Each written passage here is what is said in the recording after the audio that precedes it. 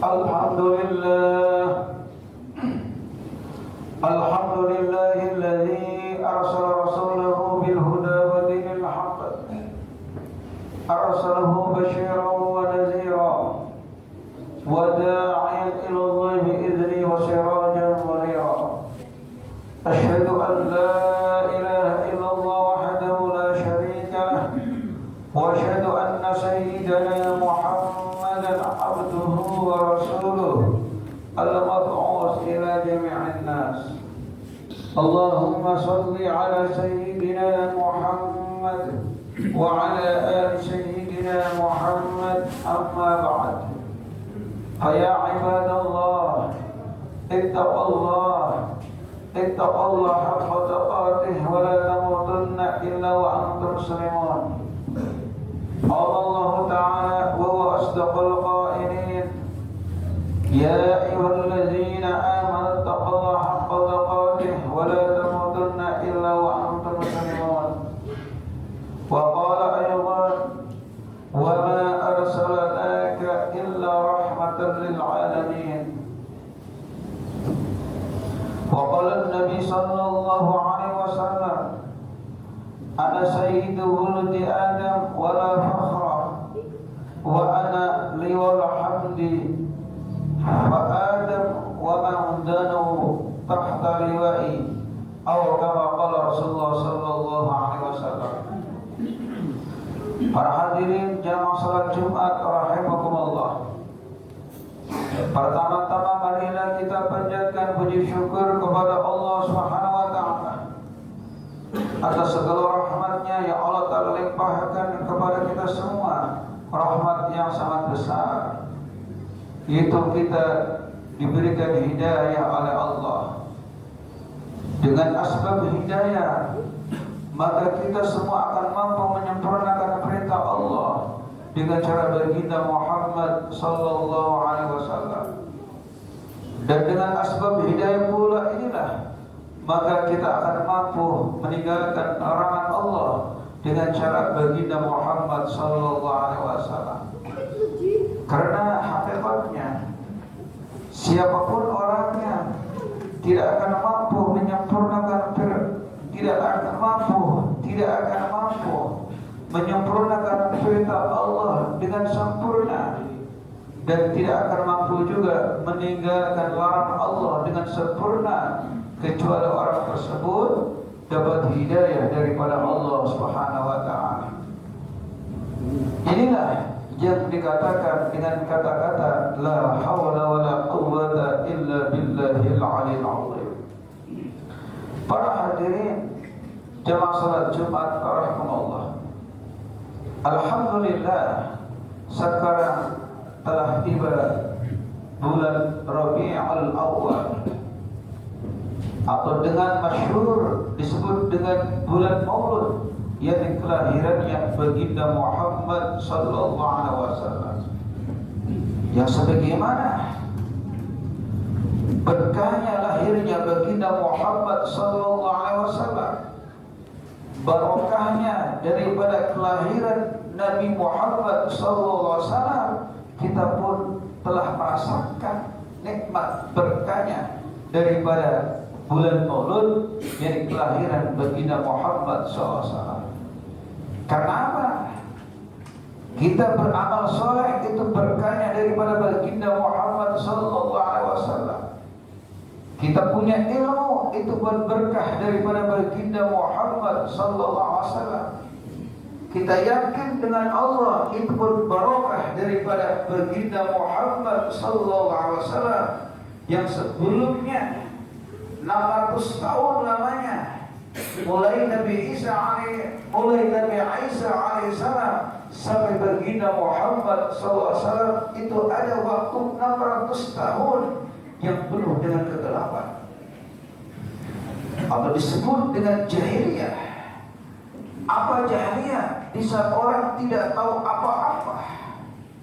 Hewan dengan manusia tidak ada bedanya, akhlaknya manusia, bentuknya manusia, tapi akhlaknya bukan manusia. Itu pada kurun waktu 600 tahun. Tapi bertepatan pada Rabiul Ula, bulan Rabiul Awal, persisnya pada tanggal 12 Rabiul Awal malam Senin, lahirlah sosok makhluk yang sangat mulia, itu baginda Muhammad sallallahu alaihi wasallam daripada Jaziratul Arab, yang asbab lahirnya baginda Muhammad seakan-akan sinar hidayah telah menyebar seluruh dunia. Yang sebagaimana dalam riwayat mengatakan, kalau bukan karena baginda Muhammad, Allah tidak akan menciptakan Nabi Adam alaihissalam. Maka para hadirin, beberapa hari lagi seluruh dunia akan merayakan yang namanya Maulid Nabi, hari kelahiran baginda Muhammad SAW. Jangan ragu-ragu tentang hukumnya Maulid Nabi zaman dulu. Abu Lahab, orang yang tulen kufur, orang yang jelas memusuhi baginda Muhammad SAW, tapi setiap 12 Rabiul Awal, persisnya hari Senin, Abu Lahab diistirahatkan dari neraka. Apa sebabnya? Apa amalan Abu Lahab sehari bertepatan Rabiul Awal tanggal 12 Rabiul Awal diistirahatkan dari neraka? Apa amalannya? Pada dia tulen kufur. Satu amalannya, kenapa? Ketika tanggal 12 Rabiul Awal, Abu Lahab bangga, senang, bangga atas kelahirannya baginda Muhammad SAW, sehingga Abu Lahab membebaskan hamba sahaya yang namanya Suwaibah. Kenapa Abu Lahab memerdekakan Suwaibah? Karena saking syukurnya atas kelahirannya baginda Muhammad SAW. Masya Allah para hadirin, Allah terima. Sehingga apa? Orang yang tulen kufur, yang senantiasa masuk neraka tidak akan pernah keluar. Tapi kalau Rabiul Awal tanggal 12 Rabiul Awal, karena Abu Lahab bangga, senang, syukur atas kelahirannya baginda Muhammad SAW, sehari saja Abu Lahab diistirahatkan dari neraka.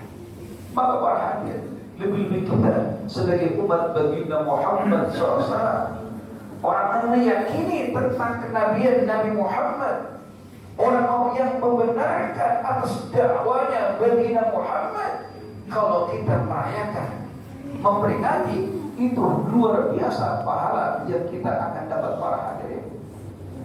Maka para hadirin, atas untuk itu, tapi apa yang kita perhatikan dalam rangka merayakan Maulid Nabi, memperingati Maulid Nabi, pelajaran yang kita petik adalah kita mencontoh keteladanan daripada baginda Muhammad SAW. Ini yang harus kita ambil daripada memperingati Maulid Nabi Muhammad SAW.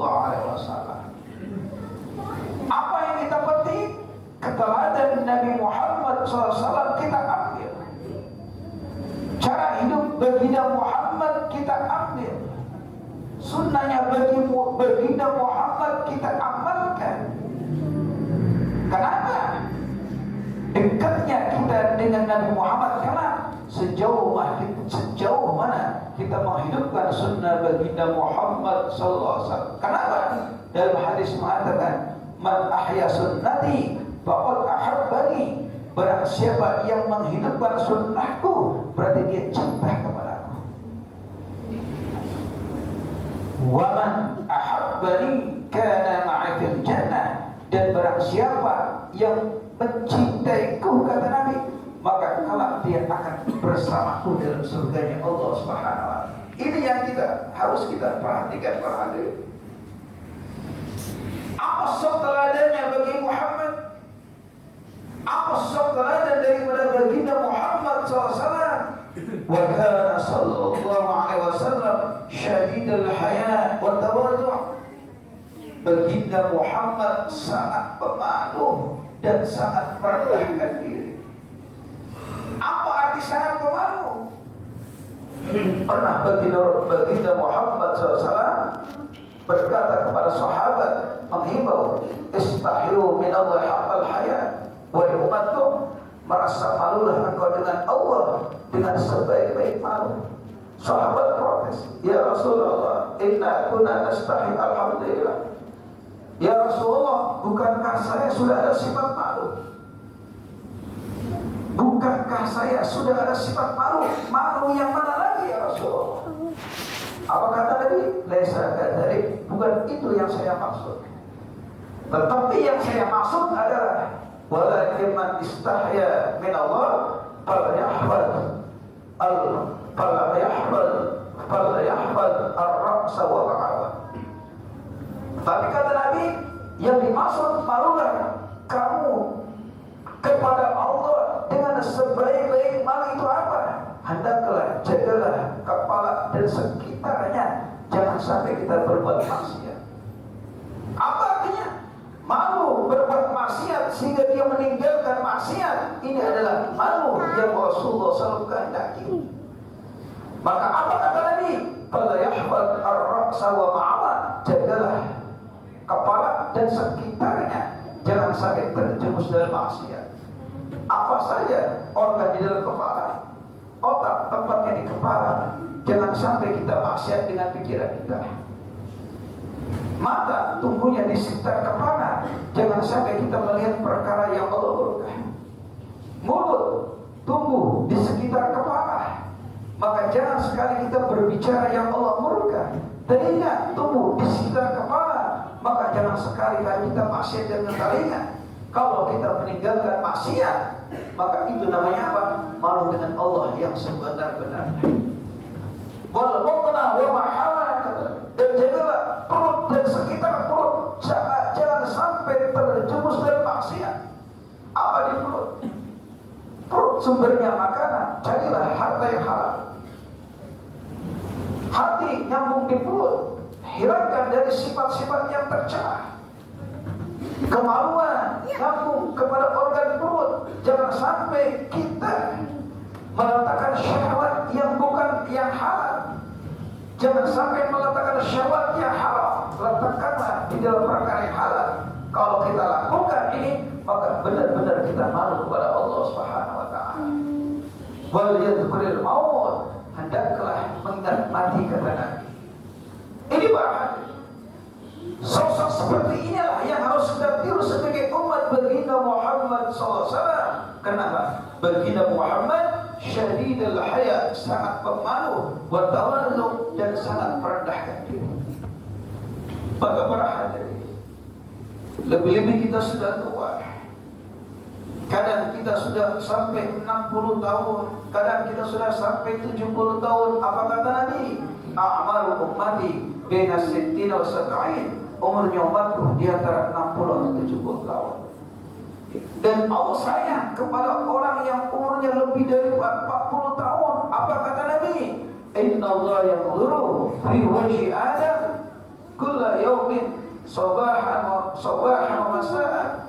Sungguhnya Allah memandang mukanya orang sudah tua sehari 2 kali. Sebelum kita tidur dipandang dulu oleh Allah. Sebelum kita bangun dilihat dulu oleh Allah. Tapi kita tak sadar kita dilihat oleh Allah. Apa kata Allah? Ya abdi qad kabara sunnah, wahai hambaku, umur kamu sudah tua. Coba buka kopinya, isinya rambut putih semua. Coba kita bercermin, lihat kumis kita sudah tua rambut putih. Ya abdi qad kabara sunnah, wahai hambaku, umur kamu sudah tua. Wa taba'almu, wahai hambaku, tulang kamu sudah keropos. Kadang bangun tidur, Masya Allah, berhenti sejenak karena tak bisa spontan langsung loncat dari raja, karena sudah tua. Kadang sendi-sendi sudah linu, kadang kaki sudah encoknya semakin hari semakin